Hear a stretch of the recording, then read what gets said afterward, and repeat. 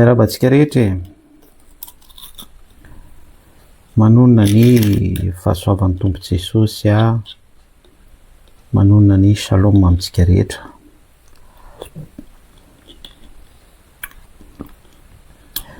Hinana yaourt ihany en même temps.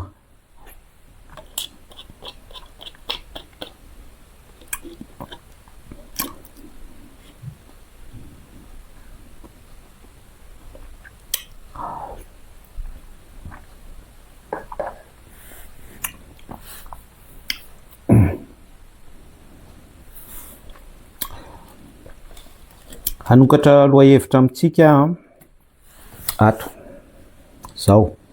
De ny lohahevitra hosokafako amintsika de par rapport amin'ilay débat-ny monsieur Kotlelay Maitsoamba sy Dadozy.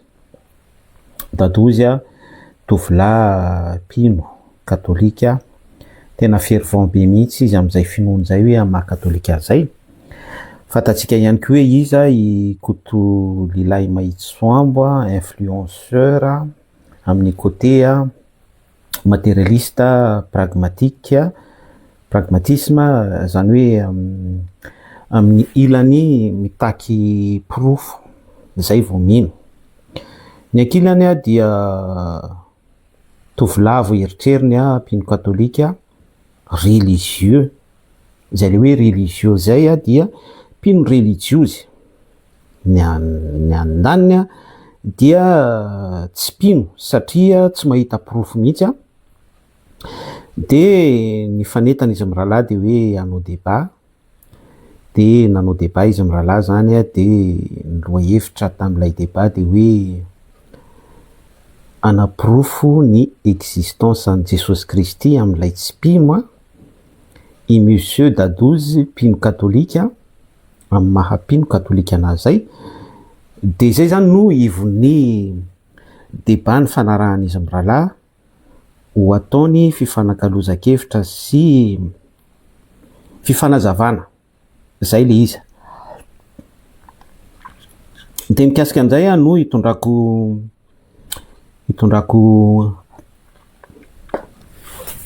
remarque amintsika androany sy isotomantsika lesona. Satria ianareo mpanaraka ny pejy de mahay tsara fa za de tia mitsongoloka détail. Important bien amiko zay hoe tia mitsongoloka détail zay satria ny tenako à partir ny détail zay tsongoloako no afahako manamarina foana ny antom-pijoroako, ny antom-pisiko, ny antom-pinoko, surtout ny antom-pinoko, manao référence any amin'izay, manao comparaison, manao analyse sy ny sisa rehetrarehetra, ankoatra ny efa finoana maso toerana atao anatiko. De raina ny tompo ao voninahitran'Andriamanitra daholo ny zavatra rehetrarehetra, tsy sanatria akory hoe andrabiraby any Dadozy na andrabiraby any Kotlelay Maitsoamba fa arak'ilay zavatra nambarako teo hoe niany côté positif m'intéressé ana dia any amin'ilay détail, ary à partir an'ilay détail no afahako foana manao comparaison amin'ny finoko sy ny conviction zay efa miorina selon la Bible atao anatiko araky ny herin'ny filazantsara miasa atao anatiko. Voalohany ny lohahevitrilay débat de hoe profona ny existence an Jesosy. Zay zany lohahevitra napetraky monsieur Dadozy izay modérateur an'iny débat iny no ny orchestré an'iny débat iny ihany koa rehefa nifanaraka tamin'ny Kotlelay Maitsoamba izy. De izay zany no lohahevitra napetrany. Eto dia avy hatrany dia iteny mahery sy mavesatra amintsika tsiraray avy, surtout s'adresser amin'ny monsieur Dadozy zany hoe anaporofo ny existence an Jesosy. Mino izy fa Jesosy Kristy dia zanak'Andriamanitra sady Andriamanitra.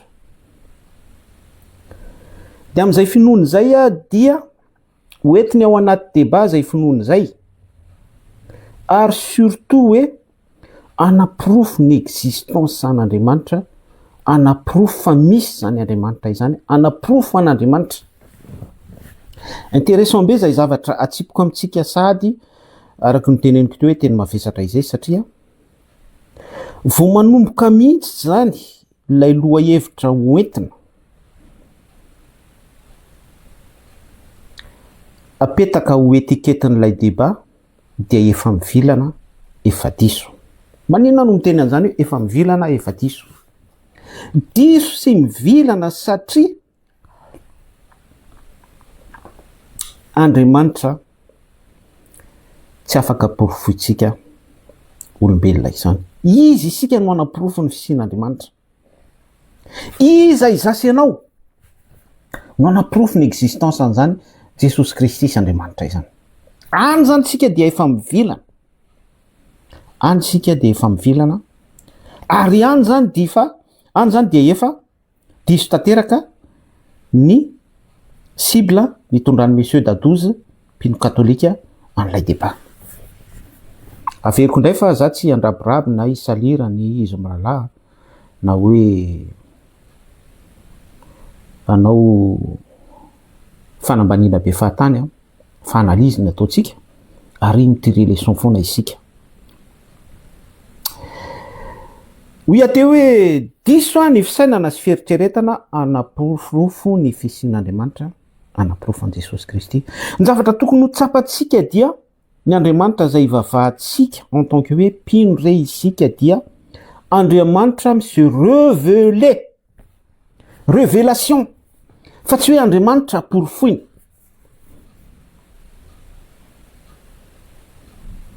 Averiko indray fa Andriamanitra izay ivavahantsika Jesosy Kristy dia Andriamanitra se révéler.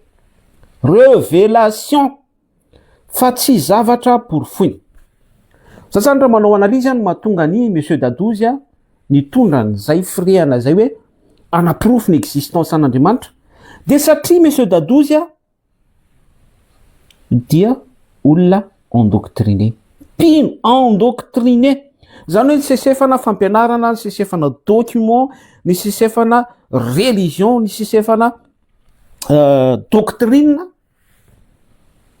Dia a partir ny zavatra misesika ao anatin'ny loha iny, catéchisme na sekoly alahady na sekoly sabata, dia ino no atao étalage anaporofona fa misy Jesosy Kristy. Misy Andriamanitra tsotoa. Misy ny fiainana ankoatra. Averiko indray fa tsy lojika pahamarinana selon la Bible mihitsy ny hoe isika manapirofo an'Andriamanitra tsotoa, manapirofo an Jesosy Kristy, fa se révéler à travers ny natiora izy, se révéler ao ampon'ny tsirairay izay ahitany fity izy. Important be zany zavatra resahantsika zany. Important be zany zavatra resahantsika izany. Tsy fantatro hoe manahoana ny fomba ny fanenanao tamin'i Jesosy Kristy. Paul manokana zao dia par rapport am'le hoe zavatra niresahako ka Dadouze teo mpino katolika. I Paul dia voasesika Torah ny lohany, voasesika kultura jios ny lohany, voasesika doctrine judaisme ny lohany. Ary fatra-panenjika an Jesosy izy tamin'izany vanim-potoana izany. Tahaka ny kakoto lilahy mahitso ambo. Tsy fantatro ny parcours de vie ny hoe manahoana izy, ny fiainany, na tonga azy piasa amin'ny hôtely sy ny ohatran'izany, ny contact ny tany Comore sy tsy fantatro, tsy haiko, tsy dirako lalina izay satria vie privée. Dia nandritra izay parcours n'izay dia nisy zavatra be da be nisy sesika tao an-dohany ary tsy nijanona tamin'izay fotsiny ihany. Fa par rapport amin'ny zavatra hitany sy iainany, fiainany andavanandro, ny confort, ny voyage à gauche à droite, androany izy ao Suisse, rapitso izy any Allemagne, raha fakapitso izy mesena any Amerika, zany rehetrarehetra zany mitondra image sy mitondra frehana, misesika ao an-dohany. Dia normal izy, raha tsy misy toerana Jesosy Kristy mihitsy ao anatiny. Surtout ilay toe-pony mihitsy no mifikitra n'ilay confort hitany sy ilay plaisir nofo rehetra. Mahakoto lilahy mahitso ambo azy nivoaka tany Anosy Bernard, tahaka antsika tsiraray avy tahaka ny tenako nivoaka tany amin'ny toerana izay nisiko tany, tonga aty Eropa. De entre-temps an'izay rehefa misokatra ny fonao ny amin'ny etaeta, ny amin'ny soafa, tahaka ny soafin'ny Paoly tao anaty fanenjehana ny kristianina. Hitondrako fanazavana kely zay, mety hiteny angamba isika hoe i Paoly apôstôly dia tsy nanana soafy izy. Fa ilay fanenjehan'ny kristianina tamin'izany vanim-potoana izany mihitsy, iny no nisy fasy caché ny amin'ny soafy tia fantatra ny vérité, tia fantatra ny existence an'Andriamanitra raitsy to. Tsy fantatro nahazo anao zany zavatra zavaiko anao zany. Izany hoe i Paoly apôstôly dia document tao anatin'ny lohany, Torah tao anatin'ny lohany, kultura judaisme tao anatin'ny lohany, fampianarana ny tontolo mahajiosy tao anatin'ny lohany. Izay no nitombony. Dia izay tsy mirazotra amin'izay dia nitondrany fanenjehana tamin'ny lafiny ara-pivavahana dia nanenjika ny apôstôly sy ny église primitive tamin'izany vanim-potoana izany izy.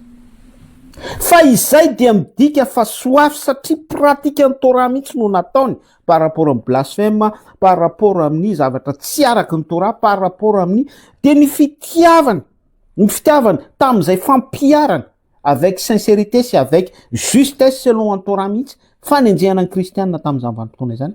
Izay ilay soafy Paoly apôstôly dia nifanena tamin'i Jesosy Kristy par rapport amin'izay soafiny zay, feno tao anatiny izay soafy zay.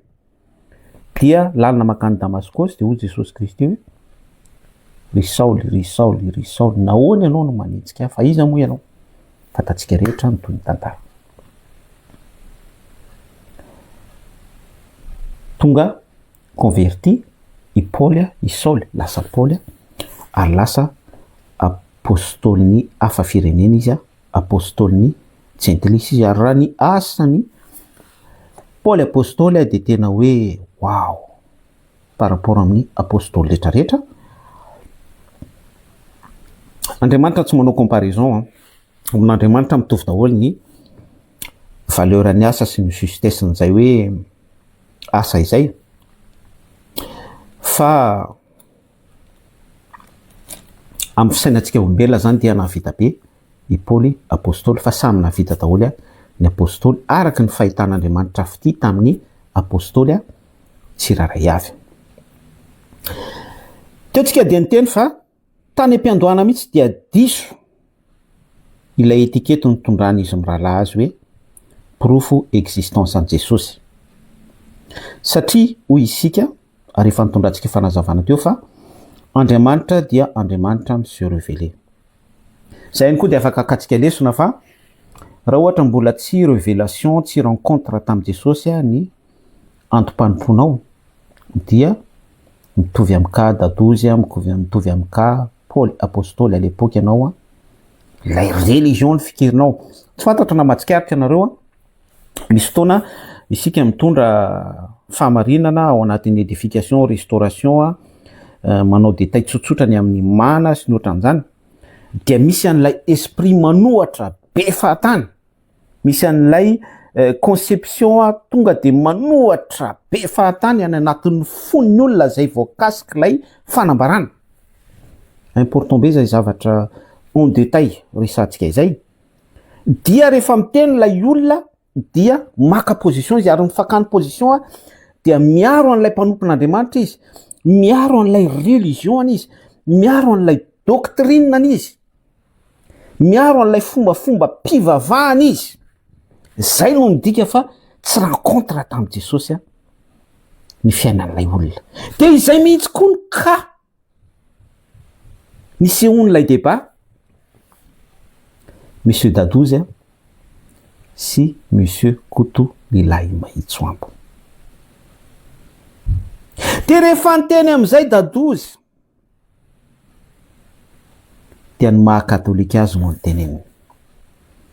Averiko indray fa rehefa zany miteny amin'izay Dadozy hoe anaprofo ny existence an Jesosy zay tsy biblika ary tsy voaprofony mihitsy, tsy voaprofotsika mihitsy, ary tsy misy olombelona ahavitana proof ny existence any Jesosy zany fa on dérive izy à côté de la plaque daholo ny olona miteny an'izany hoe mana proof ny existence any Jesosy izany fa Andriamanitra Jesosy Kristy dia Andriamanitra révélateur izy misy révélé ao anatin'ny fon'ny olona any amin'ny conscience ny olona sy ny émotion ny olona lalina de lalina any raha veriko tsindrina foana izay satria Andriamanitra dia tsy resaka formule ka hoe 1 + 1 = 2 pour fona ohatran'izany na misy solution équation de vahana maka formule anao théorie na Pythagore théorie ny Sasla ohatsika zenanao mathématique matadidiny am'izany ny b au carré égale delta égale b au carré moins 4 sisa rehetra manao combinaison ohatran'izany dia résultat misy Andriamanitra résultat misy Jesosy Kristy. Alléluia. Mino fa mazava aminao zany zavatra de taiko aminao zany. De mampalahelo fa izay no zavatra nisy tamka Monsieur Dadouze catholique sy Monsieur Koutolay Mahitsoamby Tsipina.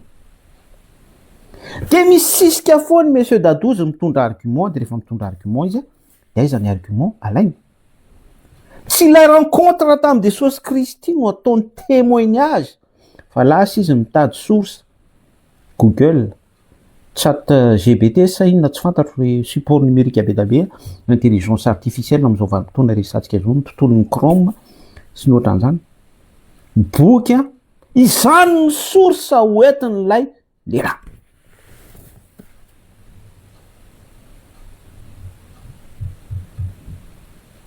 mampisaina atsika sy mampieritreritra atsika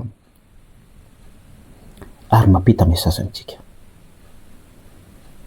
de hoy ia teo hoe mampalahelo fa déjà efa diso ilay étiquette hoe anaprofo ny existence an Jesosy Kristy anaprofo ny existence fa misy Andriamanitra fanazavaintsika teo fa tsy possible izany satria Andriamanitra tsy objet Andriamanitra tsy resaka élément tsy resaka singa na matériel ka ho porofona sy amin'ny alalan'ny équation sy ny zavatra ohatrohatran'izany tsy natao tanana zay mafia azy zay ny zavatra voalohany ny zavatra faharoa dia tena mampanahelo dia lasa témoignage amina mahapino endoctriné zay no entiny Monsieur Dadouze fa tsy témoignage hoe rencontre tamin'i Jesosy Kristy averimberiko foana zay sady mampita message amintsika hoe efa nifanena tamin'i Jesosy venao tahaka ny ka Saoly lasa Paoly important be io passage hoe rencontre tamin'i Jesosy efa niraisinareo ve ny fanahy fony voao nino ianareo sady fotom-pampianarana sekoly sabata sekoly alahady sy ny sisa rehetrarehetra zavatra fandemetsaina za tsy miteny hoe ratsy ny sekoly alahady ny sekoly sabata sy ny tontolon'ny lalàna sy ny zavatra rehetra zay sesika ao anatin'ny loha par rapport amin'ny soratra masina fa mijanona ho document mijanona ho fahalalana mijanona ho connaissance mijanona ho zavatra tahaka izany zany rehetrarehetra izany rehefa tsy rencontre tamin'ny Kristy Jesosy de izay ny zavatra nisy tamin'ity débat hoe Koutolay Mahitsoamby sy Monsieur Dadouze ity de miteny am'izay Dadouze de inona ny zavatra tantarainy zany Fatima zany lamba drap namonosana an Jesosy zany suaire de Turin na ny linceul de Turin drap misy ny atsembohan Jesosy misy ny ra de ino mamoaka ny sarin Jesosy izay no anaporofona zany fa misy Jesosy Kristy jerevy tsara ilay fiandohan'ilay cible de miamivilana hatrany de farany any amin'ny resaka matériel sy any amin'ny resaka zavatra toy ny hoe création hoe misy drap hita de misy ny atsembohana de nameky sarisary de ino no mameno tarehan Jesosy Kristy de teo de niteny hoe manao témoignage Monsieur Dadouze de maha-katolika azy no ataony témoignage or nefa ilay sujet de hoe anaprofo ny existence an'Andriamanitra izy ny existence an Jesosy ho porofoky mihitsy izy ino na zavatra tantarainy Fatima olo-masina katolika. Ao anaty baiboly ve zany? Mba tenenao amiko hoe nisy apôstôly ve nanapirofo ny existence an Jesosy Kristy, de resaka tsilo resaka kodikely lokany miaramila romanina na tsy fantatro zavatra ohatran'izany, na hoe ny siny zay na ny sina divay tamin'ny fampakaram-bady tao kana resaka ohatrohatr'izany zany.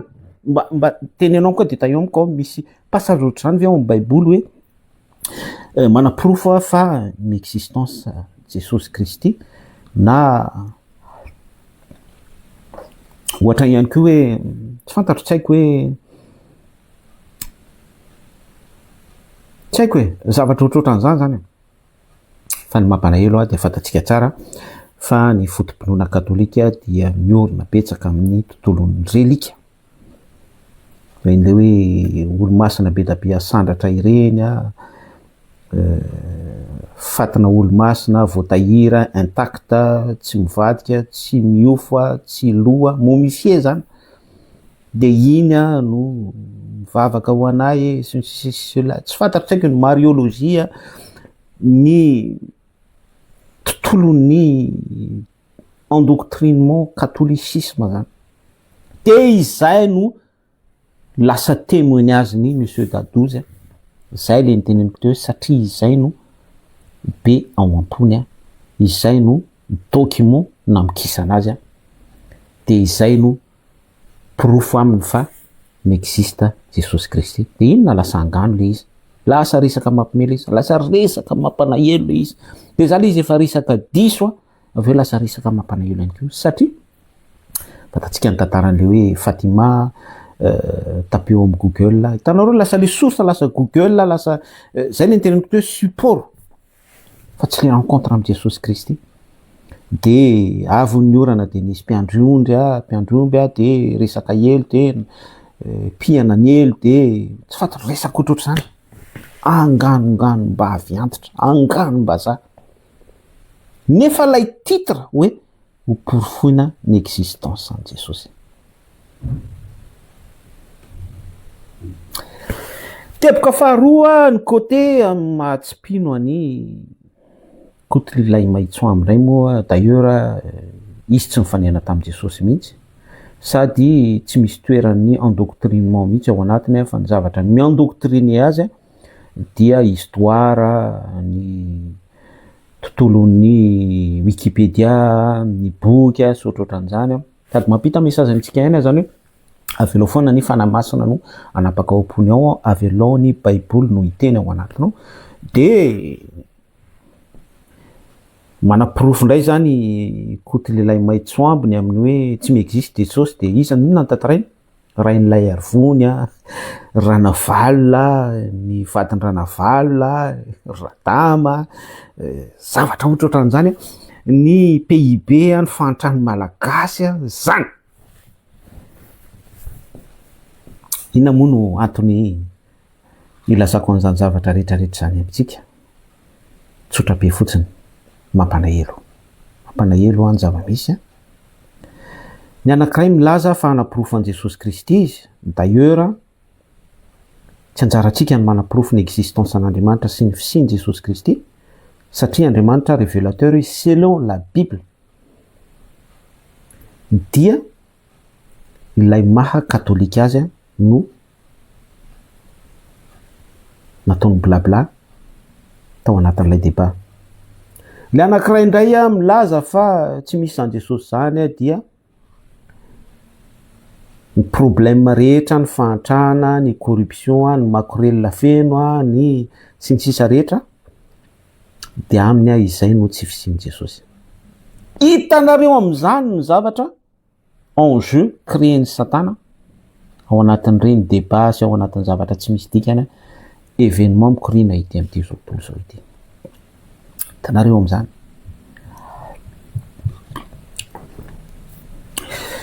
Zavatra ho teneniko antsika dia araka an'io Luka toko fahenina andininy faha 5:7 ho vakitsika fampianaran'i Jesosy Kristy izy ity. Luka 6:45 Ny olona tsara fanahy dia mamoaka ny tsara avy amin'ny rakitra tsara ny fony, ary ny ratsy fanahy kosa dia mamoaka ny ratsy fa amin'ny habeny ao am-pony no hitenenany vavany. Le mahatsara fanahy sy maharatsy aloha tiako ny manazava amintsika fa ny baiboly ihany no fitaratra any amin'izay, na mivantana na akolaka. Tsara fanahy ianao rehefa vokatry ny fanahy, Galatiana 5. Ratsy fanahy ianao rehefa miariary ao anatinao ny asan'ny nofo sy ny rehaka zao tontolo zao. Zay le izy zay. Ny mivantana hitatsika amin'izay hoe tsara fanahy zay amin'izay hoe ratsy fanahy zay dia reny mpanolana, mpitsangajanga, satria lay esprit maka possession an'ilay olona mihitsy nefa se manifester ary manandevo an'ilay olona zay le hoe andevonota ny olona anankiray, mpanota ny olona mpanota no andevonota dia mandeha manota mihitsy izy filany fiainany mihitsy ilay manota. Zay le hoe ratsy fanahy. Manohatra ny voalazan'ny baiboly, tsy ao amin'ilay vokatra ny fanahy fa ny vokatra ny fanahy esprit mal amin'ny lehilanota miasa ao anatiny lehilanota kely mandendeha izy zany dia izay ny maharatsy fanahy azy. Lay tsara fanahy kosa, attention fa misy mibeda be ohatra hoe manao asa caritative, asa sotry ny ataon'ny désolé katolika na tsy katolika ihany koa, ny croix rouge na ny tsy fantatro ny Lions Club sy ny ONG isan-karazany. D'ailleurs moa zao ny ONG isan-karazany zao manomboka mikatokatona daholo satria misy an'ilay circulaire navoakan'ny Donald Trump iny tapahany ny dininy robinet dia ny USAID sy ny sisa rehetrarehetra. Zany hoe ny tsara fanahy zany dia tsy tsaraina araky ny asa fa ny vokatry ny fanahy. Vokatry ny fanahy dia tsy maintsy fantatrao lay arbre de fruit, lay hazo, lay voaloboka. Izao ny voaloboka ianareo ny sampana ho Jesosy Kristy. Tsy maintsy fantatrao ilay hazo voaloboka mihitsy dia fantatrao hoe ny ray ny manamboatra ny voaloboka iny dia mamoa voaloboka, mamoa vokatry ny fanahy. Tena hoe misy grappe be da be mihitsy grappin be da be mihitsy miaraka amin'izay dia izany rehetrarehetra zany mitaky discernement daholo. Mazavatra eo lay hoe tsara fanahy sy ny ratsy fanahy. Ny habeny ao am-pony no hitenenany vavany dia mifehin'ilay conclusion an'ilay débat-ny Monsieur Koutlalilay Maitsoambo zany sy Monsieur Dadozy dia olona miteny amin'ny habeny ao am-pony daholo izay no hitenenany vavany tsirairay. Ny anankiray dia ny zavatra betsaka ao am-pony dia ny mifangaro ihany le izy ohatra hoe Koutlalilay Maitsoambo zao, eo ihany ny côté fitiavan-tanindrazana anazy fa eo ihany koa lay côté hoe tsy tiny tena dégoûté izy tena hoe kriko izy amin'ny ataon'ny kristianina izay ambodimy tafody zanak'ondry satria lay discernement envers ny hoe tena vrai chrétien zany le nitenentsika teo hoe Jesosy Kristy mivoaloboka ny mpino no sampana dia ny mpino no mamoa vokatry ny fanahy. Masom-panahy ihany no mitaratra sy mitsilo an'izay. Izy nefa tsy manana an'izay satria ny toerana misy azy dia eto amin'ity le Luka 5:5 ty ny habeny ao am-pony no hitenenany vavany ny zavatra be ao am-pony dia ny confort, ny matériel, ny hoe izy 1m80, izy Maitsoambo, izy sy ny sisa sy ny tontolon'ny aran'ny nofo zany satria mbola tsy tao lay rencontre tamin'i Jesosy Kristy. Tsy hoe midénigré azy miteny an'izany fa manao de taille, tsotsotra ny caricaturany zany par rapport amin'ny toetrany sy ny fiainany andavanandro par discernement ihany koa en même temps. Côté Dadozy indray dia ny habeny ao am-pony amin'ny maha-katolika azy no hitenenany vavany. Milaza izy fa naprofo ny existence an'i Jesosy, ny existence an'Andriamanitra. D'ailleurs zany impossible izany selon la Bible efa nazavaintsika teo. Dia ny habeny ao am-pony amin'ny maha-katolika azy no mitantarainy. Dia à la fin moa dia nitoraka salio mihitsy Koutlalilay Maitsoambo oak'izay satria tellement isaky miteny le rahalahy dia témoignage amin'ny maha-katolika azy ny tenenina. Témoignage amin'ny maha-katolika azy ny tenenina fa d'ailleurs izy tsy manana proof.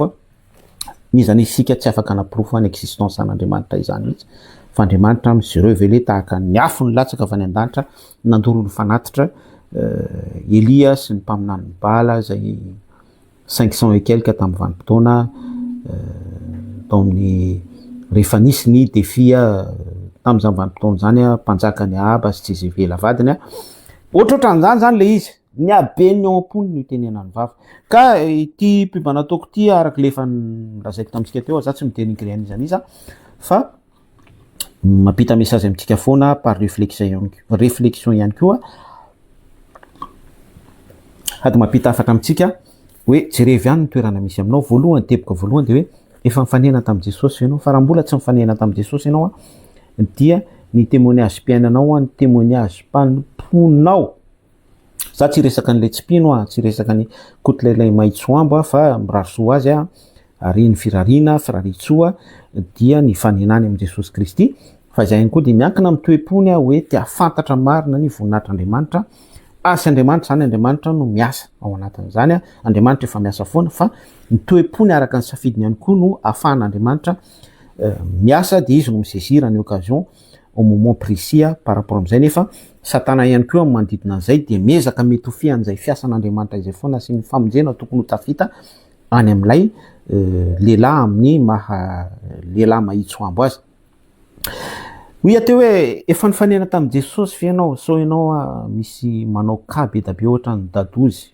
katolika be da be ihany tsy katolika ianao fa mety hoe FMF na FJKM na luthérien na secte be da be isan-karazany Rema na mpanaraka ny Fabiola d'amour na tsy fantatro na ary tsaratsara tsy haiko raha vao tsy Jesosy mihitsy no nifanena taminao fa mbola resaka toy ny hoe sekolalady no narafitra tao anatin'ny lohanao tahaka ny zavatra nitombona tamin'ny mbola kely tsy misy famonjena ao anatin'izany tsy misy famonjena ao anatin'izany rehefa manao témoignage anao rehefa mizary ianao dia inona misoratra masina fotsiny ny ataonao tatatatainao ataonao bloky vava ataonao litania toko sy andininy tsy anjera za tsy miteny hoe ratsy fa zany averiko foana za tsy miteny hoe ratsy zany fa tsy misy famonjena ao anatin'izany satria ilay rencontre amin'i Jesosy Kristy ilay fifanenana amin'i Jesosy Kristy jerevy tsara i Paoly apôstôly Saoly izy dia lasa Paoly jamba mihitsy ny lehilahy nisy azavana manjelanjelatra nanajamba azy nisy kiratrondro ny masony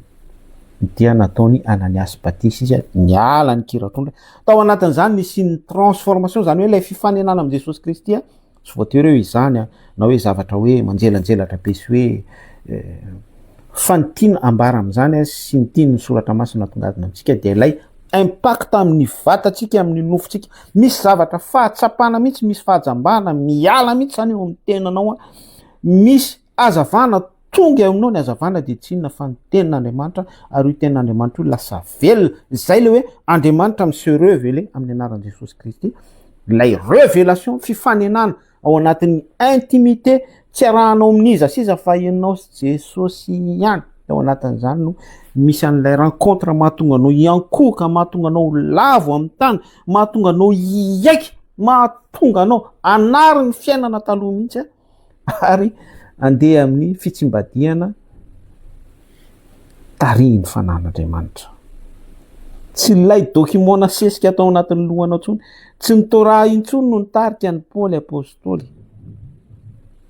à l'époque izy Saoly tsy lay fampianarana judaïsme intsony tsy lay kultura mahajiosy azy manana nationalité mahajiosy izy double nationalité fa rehefa natolotra teo amin'ny Sinédrion izy dia nariny mihitsy maha nationalité azy jiosy azy tsy izay intso zany no isehoany azy sy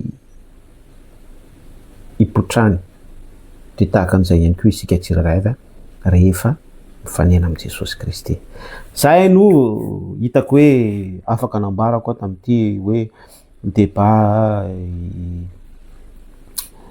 Kotlilay Maitsoamba sy monsieur Dadozy ity tsy misy ilana an'ilay débat à la fin conclusion le izy tsy débat inutile le izy d'ailleurs lay loahevitra mihitsy no diso any dia efa diso loha hevitra dia satria efa diso ny lohahevitra diso any amin'ny fakany dia diso ihany koa ny sampany sy ny ravany rehetra lasa témoignage maha-katolika indray no voatatatata tao anatin'ny adiny roa mahery kely fa tsy rencontre tamin'i Jesosy Kristy d'ailleurs tsy par rapport amin'ny zavatra nisy sy ny témoignage ny discernement ihany koa dia zéro rencontre tamin'i Jesosy Kristy na ny an-dalana ny ankilany na izany na tsany dia mirary soatsika rehetra sady mandray lesona foana zay ny azoko nambara tianao Jesosy samita in'Andriamanitra daholy paraso